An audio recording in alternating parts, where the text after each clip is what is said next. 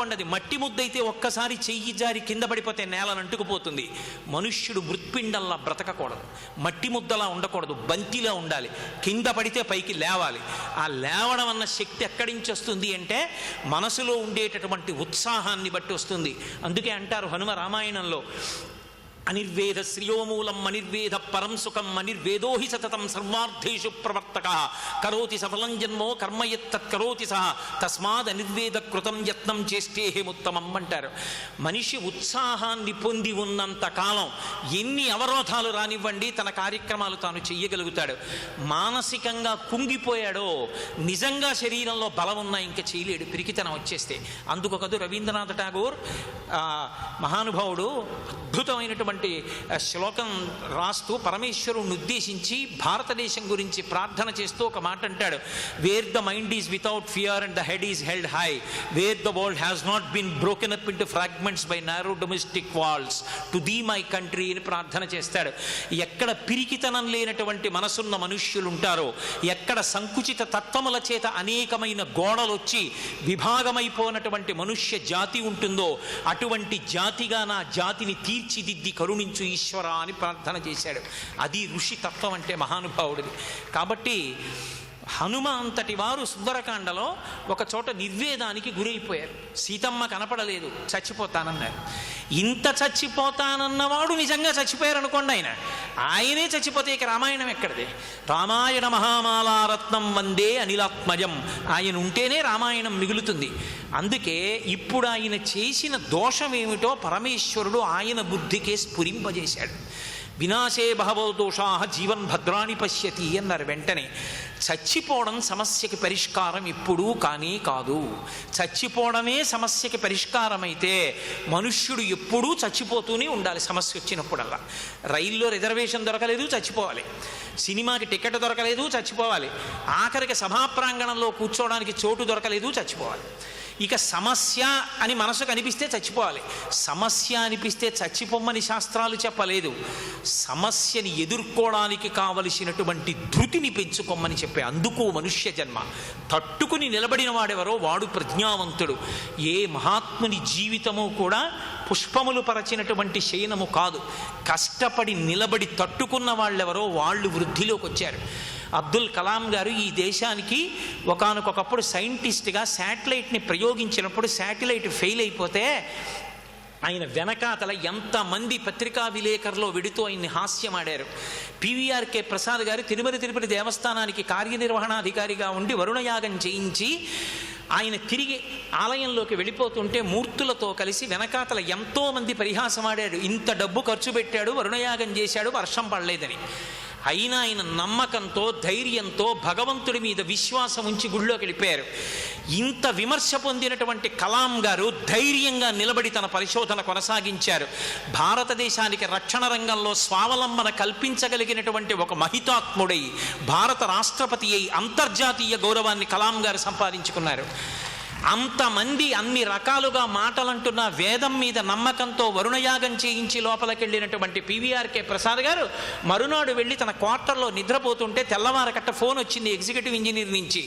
అయ్యా, రాత్రి ఎంత వర్షం పడిందంటే గోగర్భం డ్యామ్ నిండిపోయింది, డ్యామ్ బద్దలైపోతుంది, నీరు విడిచిపెట్టేస్తామని. ఆయన ధైర్యంగా తట్టుకుని వెళ్ళి ఈశ్వరుణ్ణి నమ్మి పడుకున్నారు కాబట్టి అంత యాగం పడిన నాడు మళ్ళీ ఆయన గురించి అన్ని కితాబులు ఇచ్చారు. ఏదో ఒక విమర్శ వచ్చిందని, ఎవరో ఏదో అన్నాడని తన జీవితాన్ని అంతం చేసుకుంటానని నిరుత్సాహపడిపోయేవాడు ఏదీ సాధించలేడు. బంతిలా పైకి ఎవడు లేవగలడో వాడే సాధించగలడు. సనాతన ధర్మం అంటే కేవలం విగ్రహం దగ్గర కూర్చుని పూజ చేయడం ఒక్కటే నేర్పుతుందని మీరు అనుకోకండి. జీవితాన్ని పండించుకోవడం ఎలాగో నేర్పుతుంది సనాతన ధర్మం. అందుకే ఎన్ని విషయాలు మాట్లాడతారో రామాయణంలో. ఇప్పుడు మహానుభావుడికి జ్ఞాపకం వచ్చింది, చావడం కాదు నేను వెతకాలనుకున్నారు. ఇప్పుడు ఆయన బుద్ధికి ప్రచోదనమైంది. సీతమ్మ తల్లిని కూతురుగా కందామని అనుకుంటే జనక మహారాజు గారికి కూతురుగా పుట్టిందా? జనక మహారాజు గారిని ఉద్ధరించాలనుకుంది, యజ్ఞం చేద్దామని భూమిని దున్నుతుంటే ఆమె భూమిలోంచి పైకి లేచి జనకునికి కుమార్తె అయి జానకి అని పేరు పెట్టుకుని జనకుడిని అనుగ్రహించింది. నేను వెతికితే సీతమ్మ నాకు కనపడుతుందా? సీతమ్మ తల్లి దర్శనం స్వామి హనుమ చేశారనేటటువంటి కీర్తిని నాకు కట్టబెట్టాలని అమ్మవారు అనుగ్రహించిన నాడు నాకు కనపడుతుంది. నేను ఆవిడ్ని వెతకడం ఏమిటి? ఆవిడ నాకు దర్శనం ఇవ్వాలి. వెతికితే దొరికేది కాదు, అనుగ్రహిస్తే కనపడేది. అందుకనమ్మా తెలియక వెతికానన్నాను. వెతకడం కాదమ్మా, నువ్వు నాకు దర్శనం ఇవ్వాలి. ఇప్పుడు తిరగేశారు శ్లోకాన్ని. నమోస్తు రామాయ సలక్ష్మణాయ దేవ్యై చ తస్యై జనకాత్మజాయై నమోస్తు రుద్రేంద్ర యమానిలేభ్యో నమోస్తు చంద్రార్కమరుద్గణేభ్యః. సమస్త దేవతలకి నమస్కరించారు, సీతమ్మకి నమస్కరించారు. అమ్మా నువ్వు నాకు దర్శనం ఇయ్యమ్మా అన్నారు. ఇప్పటి వరకు ఆయన బుద్ధిలో ఉన్న దోషం ఏదుందో, ఏ దోషం వల్ల సీతమ్మ తల్లి దర్శనం హనుమకి కాలేదో ఆ దోషం ఆయన బుద్ధికే స్ఫురించేటట్టు చేసి, దానికి విరుగుడు కూడా స్ఫురించేటట్టు చేసి ఆయన చేత ప్రార్థన చేయించి అశోకవనాన్ని విడిచిపెట్టేశాననేటటువంటి బుద్ధి కల్పించి అశోకవనాన్ని అన్వేషణం చేస్తున్నప్పుడు శిశుపావృక్షం మీద కూర్చుని అన్ని వైపులకి చూసి ఇలా కిందకి చూసేటప్పటికే ఏ సీతమ్మ గురించి తాను అన్వేషిస్తూ సీతమ్మ ఎలా ఉంటుందని ఇంతకాలం నుంచి అనుకుంటున్నారో, ఎటువంటి తల్లి ఉష్ణార్థితాంసాను శృతాస్రకంఠీం పురావరారోత్తమ నిష్కంఠీం సుజాత పక్ష్మాభిరక్త కంఠీం వనే ప్రవృత్తాం ఇవ నీలకంఠీం అన్నారు. నా తల్లి రామచంద్రమూర్తి గురించి ఏడ్చి బాష్పధారలు వక్షస్థలం మీద పడి పవిట తడిసిపోయినటువంటి సీతమ్మగా నాకు కనపడుతుందని ఊహ చేశారో అటువంటి సీతమ్మగానే శిశుపావృక్షం కింద దర్శనమిస్తే సుముహూర్తమివధ్యత్వా భాష్ప పర్యాకులీక్షణ సీతామాశ్రిత్య తేజస్వి హనుమాన్ విలలాపహ అన్నారు మహర్షి. ఆ సీతమ్మను చూసినటువంటి హనుమలో కదలికలన్నీ ఆగిపోయి ఆనంద భాష్పాలు కన్నుల వెంట కారిపోతుండగా తల మీద అంజలి ఘటించి సీతమ్మని చూస్తూ ఆనందాన్ని పొందారు. కాబట్టి భక్తి యందు ఉత్థాన పతనములు ఉంటాయి. ఒక్కొక్కసారి ఏర్పడిన భక్తి ఒక్కొక్కసారి చిన్న చిన్న అపవాదుకి, చిన్న చిన్న అవగాహన రాహిత్యానికి గురవుతుంది. భక్తి నుంచి జారిపోయే తరుణంలో పరమేశ్వరుడే పొదివి పట్టి మళ్ళీ భక్తి యందు నిలబెడుతుంటాడు. అందుకే మీరు చూడండి, అసలు భగవంతుణ్ణి నమ్ముకుని అడుగేయడం అన్నది ప్రారంభం అవ్వాలి. కానీ భగవంతుడు భక్తుడిని పొదివి పట్టి రక్షించినట్టుగా లోకంలో ఇక రక్షణ ఎక్కడ నుండి కూడా లభించదు. మహాభారత యుద్ధం జరుగుతోంది. నారాయణాస్త్రాన్ని ప్రయోగించారు. నారాయణాస్త్రానికి ఓ లక్షణం ఉంటుంది. ఆయుధాలన్నీ కింద పెట్టేసి రథం దిగిపోయి విష్ణునామం చెప్తూ చేతులెత్తి నమస్కరించాలి. నమస్కరిస్తే ఊరుకుంటుంది, లేకపోతే చంపేస్తుంది. కృష్ణుడు అర్జునుడిని కూడా రథంలోంచి దింపేసి ఆయుధాలు విడిచిపెట్టేసి నమస్కారం చేశారు. ఒక్క భీముడు మాత్రం పౌరుషంతో గద చేత్తో పట్టుకుని రథంలో నించున్నాడు. వెళ్ళిపోయింది నారాయణాస్త్రం అటువైపు. భీముడు చనిపోతే మహాభారతంలో పాండవులు నిలబడలేరు. వెంటనే కృష్ణ పరమాత్మ భీముడి రథం మీదకి దూకి చేతిలో ఆయుధం లాగేసి కిందకి తోసేశారు. రథంలోంచి కింద పడిపోయాడు. ఆయుధం చేతిలో లేదు. నారాయణాస్త్రం ఆయన జోలికి వెళ్లకుండా వెళ్ళిపోయింది. మనకి తెలియకపోవచ్చు ఎప్పుడు ఎలా రక్షణ పొందాలో. ఒకసారి భగవంతుని యందు పూనిక కలిగినటువంటి వాణ్ణి భగవంతుడు ఎప్పుడూ రక్షణ చేస్తూనే ఉంటాడు, కాపాడుతూనే ఉంటాడు. అది ఆయన యొక్క లక్షణం. కాబట్టి అంకోలం నిజపీజ సంతతి అయస్కాంతో ఫలం సూచిక. అయస్కాంతము ఇనుముని ఎలా ఆకర్షిస్తుందో ఒక సూదిని, అలా భగవంతుని వేపుకి అడుగు వెయ్యడం మనం మొదలు పెడితే 100 అడుగులు భగవంతుడు వేసి మనని లాక్కుంటాడు. అయస్కాంతో ఫలం సూచిక. ఇందులో మీరు ఒక్క మాట జాగ్రత్తగా గమనించవలసి ఉంటుంది. భగవంతుని యందు భక్తిగా ఉండుట అన్న మాటకు అర్థం పత్రి తీసుకురావడం, పువ్వులు తీసుకురావడం, భగవంతుణ్ణి పూజ చెయ్యడం అంటే సహస్రనామాలు చెప్పడం, దీపాలు వెలిగించడం, అగరత్తులు పెట్టడం ఇదొక్కటి అని అనుకుంటే చాలా పొరపాటు. అసలు భక్తి అన్న మాటకి తాత్పర్యం ఏమి అంటే ధర్మమును అనుష్ఠించుట. ధర్మానుష్ఠానమే నిజమైన భక్తి. ఎందుచేత నేను మీకు ఉదాహరణ చెప్తాను, త్వరగా పట్టుకోగలుగుతారు. ఒక యజమాని దగ్గర 2 సేవకులు ఉన్నారు. ఒక సేవకుడు ఎప్పుడు యజమాని పక్కన కూర్చుని, అయ్యా మీరు అంతవారండి, ఇంతవారండి, మీరు ఏం చేయలేదండి, మీరు ఇంత ఐశ్వర్యం ఉందండి, ఇంత అధికారం ఉందండి అని పొగుడుతూ ఉంటాడు. ఇంకొకడిని యజమాని పిలిచి, ఒరే కూర్చో కాసేపు అంటే, ఎక్కడ కూర్చోనండి, దూడల్ని విడిచిపెట్టాలి, పాలు పితకాలి, చాలా పనుంది అయ్యగారు, తర్వాత వింటానండి అని వెళ్ళి పనిచేస్తాడు. యజమాని నిజానికి పక్కన కూర్చుని పొగిడేవాడిని సంతోషిస్తాడా, తన పని తాను చేసేటటువంటి వాడిని చూసి ఈశ్వరుడు సంతోషిస్తాడా? తన పని తాను చేసుకుంటున్నటువంటి సేవకుణ్ణి చూసి యజమాని సంతోషిస్తాడు. తన విద్యుక్త కర్తవ్యమేదో, తన ధర్మమేదో, ఆ ధర్మాన్ని పట్టుకున్న వాడిని చూసి ఈశ్వరుడు సంతోషిస్తాడు. ధర్మం అన్న మాట జాగ్రత్తగా అర్థం చేసుకోవాలి. ధర్మము శాస్త్రప్రోక్తము. శాస్త్రం ఎలా చెప్పిందో అలా పట్టుకోవాలి. పట్టుకుని కర్తవ్యంగా చెయ్యాలి. చేసే పని బాధ్యత అని తలకెత్తుకున్నాడు అనుకోండి, బండ కట్టి సముద్రంలో తోసేసినట్టే. కర్తవ్యం అని పెట్టుకున్నాడు అనుకోండి, నిచ్చెన పైకెక్కినట్టే. అందుకే మీరు శ్రీరామాయణం అంతా భూతద్దం పెట్టి వెతకండి, బాధ్యత అన్న మాట మీకు కనపడదు. కర్తవ్యం అదొక్కటే. కర్తవ్యం అన్న మాట మిమ్మల్ని కుంగిపోకుండా చూస్తుంది. కర్తవ్యం అంటే తను చెయ్యవలసిన పని తాను చేయుట. ఆ పని వలన ఏం జరిగింది తనకి సంబంధం లేదు. నేను చెయ్యవలసిన పని నేను చేశానా లేదా? మీకు నేను ఒక్క ఉదాహరణ చెప్పాలంటే, బాగా మీ అందరికీ పరిచయం ఉన్న శ్లోకం, కౌసల్యా సుప్రజారామ పూర్వా సంధ్యా ప్రవర్తతే ఉత్తిష్ఠ నరసార్తూల కర్తవ్యం దైవమాన్నికం.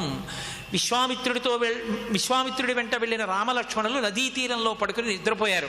నడవడం అలవాటు లేని పిల్లలు చాలా దూరం నడిచారేమో, గాఢ నిద్రలో ఉండిపోయారు. తెల్లవారిపోయింది. విశ్వామిత్రుడు లేచాడు, నదీ స్నానం చేశాడు, తాను చెయ్యవలసిన సంధ్యావందనాదులన్నీ పూర్తి చేసేసాడు.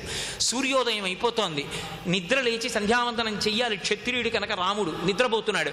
ఇప్పుడు నిద్ర లేపి అన్నాడు, కర్తవ్యం దైవమాన్నికం. బ్రహ్మముహూర్తంలో తెల్లవారక ముందు సంధ్యావందనం చేసి అర్ఘ్యం ఇచ్చి గాయత్రి చెయ్యాలి, అది నీ కర్తవ్యం లే అన్నాడు. ఇప్పుడు రాముడు లేవలేదనుకోండి, విశ్వామిత్రుడు చిన్నబుచ్చుకోడు, ఇంకొక మాట చెప్తాడు, ఇంకొక మాట చెప్తాడు. ఈలోగా మధ్యాహ్నం అయిపోయింది అనుకోండి, మాధ్యాహ్నిక సంధ్య చేయమని చెప్తాడు తప్ప రాముడు చెయ్యలేదని విశ్వామిత్రుడు చెప్పడం మానడు. చెప్పడం నా కర్తవ్యం చెప్పేశాను. నన్ను వెనకటికి ఒక ఆయన ఒక మాట అడిగాడు, మీరు ఎప్పుడు సంధ్యావందనం గురించి అలా చెప్తూనే ఉంటారు కదా, సంధ్యావందనం చెయ్యని వాడు కనపడితే మీరు ఏం చేస్తారని అడిగాడు. చెయ్యమని మళ్ళీ చెప్తానన్నాను. చెయ్యకపోతే అన్నాడు, ఆయన నేను ఎన్ని మాటలు కలుసుకుంటే అన్ని మాటలు చెప్తానన్నాడు. ఆయన ఎప్పటికీ చేయకపోతే అన్నాడు, నేనేమి బెంగపెట్టుకోనన్నాడు. నా కర్తవ్యం నాది. నేను చెప్పాను ఆయన చెయ్యట్లేదని ఏడుపు మొదలెట్టాను అనుకోండి, నా సంధ్యావందనం కూడా నడవదు. నేను గాయత్రి చేసేటప్పుడు కూడా వాడే కనిపిస్తాడు నాకు. వాడికి చెప్పాను, వాడు చెయ్యట్లేదని ఎందుకు వచ్చింది నాకు? నా కర్తవ్యం. నేను చెప్పాను, నా కర్తవ్యం అయిపోయింది. ఇప్పుడు బాధ్యత కాదు. బాధ్యత అంటే వాడు చేసే వరకు నేను ఏడుస్తూ కూర్చోడం. బాధ్యత కుంగ తీస్తుంది, కర్తవ్యం ఎక్కిస్తుంది. ఉత్సాహంతో మనిషి ఎందుకు నిలబడగలడంటే కర్తవ్యతా దృష్టి చేత నిలబడతాడు. కర్తవ్యతా దృష్టి పోయిందనుకోండి, తను ఏం చెయ్యాలో అది నేను చేశానా, శాస్త్రం ప్రమాణం, శాస్త్రం ప్రకారం నేను చెయ్యవలసింది చేశాను అంతే. ఇక దాని ఫలితం సంబంధం లేదు. నా కొడుకుని జాగ్రత్తగా చదివించాలి, వాడికి నేను ఉపనయనం చెయ్యాలి, బ్రహ్మోపదేశం చెయ్యాలి, వాడికి నాన్నగారు ఇలా ఉంటారు మనం ఇలా ఎందుకు ఉండకూడదనేటటువంటి ఒక దుష్టమైనటువంటి ఉదాహరణగా నేను బ్రతకకూడదు. నాన్నగారు అలా ఉంటారు నేను ఇలా ఉండకూడదు సుమా అనేటట్టు నేను బ్రతుకుతున్నానా లేదా, నా కర్తవ్యం అయిపోయింది. ఇప్పుడు నా కొడుకు సరిగా లేడనుకోండి, అది నా తప్పు కాదు. ఇంకా దాని గురించి నేను నెత్తికెత్తుకుని ఏడవక్కర్లేదు. అంటే ఇంకొకరి మీద పెట్టి చెప్పకూడదు కాబట్టి నా మీద పెట్టుకున్నాను, కానీ నా కొడుకు అటువంటి అయోగ్యుడు కాడు. తండ్రి కొడుకుని పొగడకూడదు. వాడు పాపం సంధ్యావందనాదులు చేసుకుంటాడు, వాడు యోగ్యుడే. కానీ ఒక ఉదాహరణకి నేను చెప్పాను.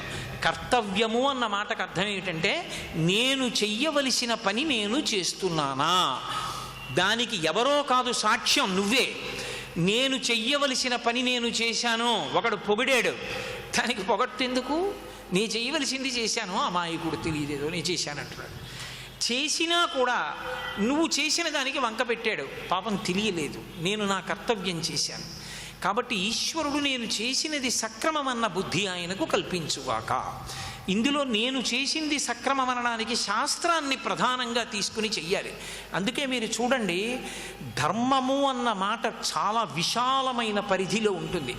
అన్నీ వదిలిపెట్టేసి పూజామందిరంలో కూర్చుని అదే పనిగా పువ్వులు పెట్టి పూజ చెయ్యి, మారేడు దళాలు పెట్టి పూజ చెయ్యి, అలా పూజ చేస్తూ ఉండడం ఒక్కటే ఉద్ధారకము అని శాస్త్రములు చెప్పలేదు. బాగా జ్ఞాపకం పెట్టుకోండి ఈ విషయాన్ని. కేవలం పరమేశ్వరుడి దగ్గర కూర్చుని అర్చన చెయ్యడం ఒక్కటే భక్తి అన్న మాటలోకి రాదు. శంకరాచార్యుల వారు నిలదీసి ప్రశ్నించారు ఒక చోట. గభీరే కాసారే విశితి విజనే ఘోర విపినే విశాలే శైలే చ భ్రమతి కుసుమార్ధంజడమతి సమర్ప్యై చేతస్సరసిజముమానాదభవతే సుఖేనా వస్తాతుం జనైహ నజానాతి కిమహో అని అడిగారు. ఎందుకురా లోతైనటువంటి సరోవరాల్లోకి దిగిపోతావు, కొండలెక్కుతావు, పర్వతాలు ఎక్కుతావు, అన్నీ తీసుకొస్తావు, ఈశ్వరుడికి పూజ చేశానంటావు, అది కాదు. ధార్మికంగా ప్రవర్తించడం నీకు అలవాటైందా? శాస్త్రం ఎలా బ్రతకమని చెప్పిందో అలా బ్రతుకుతున్నావా? రామచంద్రమూర్తి రామాయణంలో రాముణ్ణి పరిశీలనం చేయండి. రాముడు ఎప్పుడూ కూడా వైక్లభ్యాన్ని పొందకపోవడానికి కారణం ఒక్కటే, రాముడిది కర్తవ్యతా దృష్టి. నేను ధర్మాన్ని నిర్వర్తిస్తున్నానా లేదా? ఆయన ధర్మంలో ఆయన ఉన్నంతకాలం ఆయన పరితాపం పొందే అవకాశం ఆయనకు ఉండదు. రాముడికి ధర్మం కావాలా ఫలితం కావాలా అంటే రాముడు ఫలితాన్ని ఆశించాడు, ధర్మాన్ని ఆశిస్తాడు. ధర్మం ఒక్కటే ఆయనకి కావాలి. అందుకే తండ్రి రాజ్యాన్నంతటినీ నీకు యవరాజ్య పట్టాభిషేకంగా ఇచ్చేస్తున్నాను రా అన్నాడు ముందు రోజు పిలిచి. అదే దశరథ మహారాజు మర్నాడు పిలిచి, మీ అమ్మ రాత్రి కోరికలు కోరిందిరా, 2 వరాలు అడిగింది. నవపంచ వర్షాణి దండకారణ్యమాశ్రిత చీరాజన జటాధారీ రామో భవతు తాపసః అభిషేక సమారంభో రాఘవస్యోపకల్ప్యతాం అనేనైవాభిషేకేన భరతో మభిషిచ్యతాం. 14 ఏళ్ళు రామచంద్రమూర్తి అరణ్యవాసం చెయ్యాలి, భరతుడికి ఇదే ముహూర్తానికి పట్టాభిషేకం చెయ్యాలని కోరిక కోరింది. నేను వరాలు ఇచ్చాను. దశరథుడు కూడా చెప్పలేదు పాపం, ఈ మాట శోకంతో ఉన్నాడు. కైకమ్మ చెప్పింది, నిన్న రాత్రి వరాలు ఇచ్చాడు, నువ్వు వెళ్ళిపోంది. అమ్మా మరి అమ్మ నాన్నగారు ఎందుకమ్మా నాతో మాట్లాడటలేదు, ఒక్కసారి నాన్నగారు మాట్లాడితే సంతోషిస్తానమ్మా అన్నాడు. ఎప్పుడు నన్ను చూసి పొంగిపోతారే, అటువంటి తండ్రి నా వంక ఎందుకమ్మా చూడలేదన్నాడు. పాపం చూడలేకపోయాడు, రాముడు అరణ్యవాసానికి వెళ్ళిపోవలసి వస్తోందని. ఆవిడంది, ఆయన నా కొడుక్కి రాజ్యం ఇచ్చాడన్న వరం నిజమవ్వాలంటే నువ్వు అరణ్యానికి వెళ్ళిపోవాలి.